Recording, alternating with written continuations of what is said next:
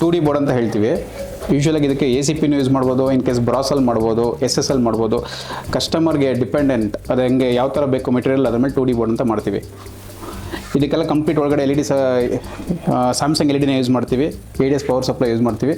ಪ್ರತಿಯೊಂದು ನಮ್ಮ ಕಡೆಯಿಂದ ಒಂದು 2 ವರ್ಷ ಸರ್ವಿಸ್ ವ್ಯಾರಂಟಿ ಎಲ್ಲ ಇರುತ್ತೆ.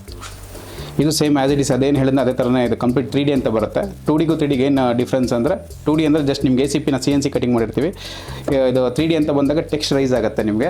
ಸೇಮ್ ಅದು ನಿಮ್ಗೆ ಏನು ಹೇಳಿದೆ ಈಗ LEDs ಎಲ್ಲ ಏನು ಯೂಸ್ ಮಾಡ್ತೀವಿ ಅದೇ ಥರನ Samsung LED ADS power supply use ಮಾಡ್ತೀವಿ. 2 ವರ್ಷ ಸರ್ವಿಸ್ ಇರುತ್ತೆ, ವ್ಯಾರಂಟಿ ಇರುತ್ತೆ.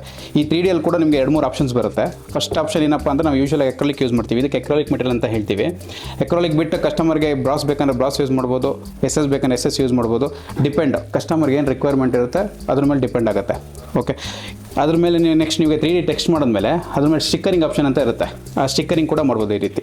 ಇನ್ ಕೇಸ್ ಮಗುದಾದ್ರ ಪಿಕ್ಚರ್ಸ್ ಇರುತ್ತೆ, ಇಲ್ಲ ಅಂಗಡಿ ರಿಲೇಟೆಡ್ ಲೋಗೋಸ್ ಇರುತ್ತೆ, ಯಾವ್ದು ಬೇಕಾದ್ರೂ ಮಾಡ್ಬೋದು. ಇದಕ್ಕೆ ನಾವು ಬುಲೆಟ್ LED ಅಂತ ಹೇಳ್ತೀವಿ. ಇದಕ್ಕೆ ಕಂಪ್ಲೀಟ್ LEDನೇ ಪ್ರೊಜೆಕ್ಟ್ ಮಾಡ್ತೀವಿ. ಇದಕ್ಕಂತಲೇ ನಾವು ಡಿಸೈನ್ ಮಾಡಿಸಿ LED ಪ್ರೊಜೆಕ್ಟ್ ಮಾಡಿಸಿ ಇದಕ್ಕೆ ಬುಲೆಟ್ LED ಬೋರ್ಡ್ ಅಂತಲೇ ಹೇಳ್ತೀವಿ. ನೆಕ್ಸ್ಟ್ ಒನ್ ನಿಮಗೆ ಎಕ್ರೋಲಿಕ್ ಬಾಕ್ಸ್ ಅಂತ ಹೇಳ್ತೀವಿ. ಈ ರೀತಿ ಬಾಕ್ಸಸ್ ಬರುತ್ತೆ.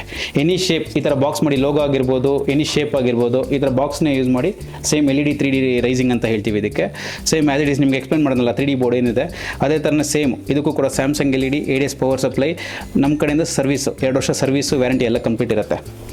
ಇದು ಓನ್ಲಿ ಇದು ಎಕ್ರೋಲಿಕ್ ಬೋರ್ಡ್ ಅಂತ ಹೇಳ್ತೀವಿ. ಯೂಶ್ವಲಾಗಿ ಆಫೀಸ್ ಇನ್ಸೈಡ್ ನಾವು ಪ್ರಿಫರ್ ಮಾಡ್ತೀವಿ ಅದಕ್ಕೆ. ಅದು ಯಾವ ರೀತಿ ಅಂದರೆ ಯೂಶ್ವಲಾಗಿ ಆಫೀಸ್ ಒಳಗಡೆ ಎಲ್ಲ ನೇಮ್ ಬೋರ್ಡ್ಸ್ ಎಲ್ಲ ಯೂಸ್ ಮಾಡ್ತಾರೆ, ಕೆಲವು ಡೈರೆಕ್ಷನ್ ಬೋರ್ಡಾಗಿ ಯೂಸ್ ಮಾಡ್ತಾರೆ. ಅದಕ್ಕೆ ಸ್ಟೆಡ್ ಯೂಸ್ ಮಾಡ್ತೀವಿ.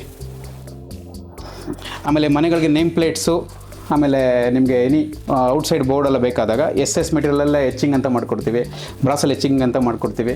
ಅದರಲ್ಲೇ SS ಮತ್ತು ನಿಮಗೆ ಬ್ರಾಸ್ನ ಯೂಸ್ ಮಾಡಿ ಟೈಟಾನಿಯಮ್ ಅಂತ ಒಂದು ಫಿನಿಶಿಂಗ್ ಬರುತ್ತೆ. ಆ ಫಿನಿಶಿಂಗ್ ಕೂಡ ವರ್ಕ್ ಮಾಡ್ಕೊಡ್ತೀವಿ. ಬಟ್ ಇದ್ರ ಸ್ಯಾಂಪಲ್ ಇಲ್ಲ ಈಗ ಇಲ್ಲಿ, ಬೇಕಾದ್ರೆ ಅದನ್ನು ತೋರಿಸ್ತೀನಿ.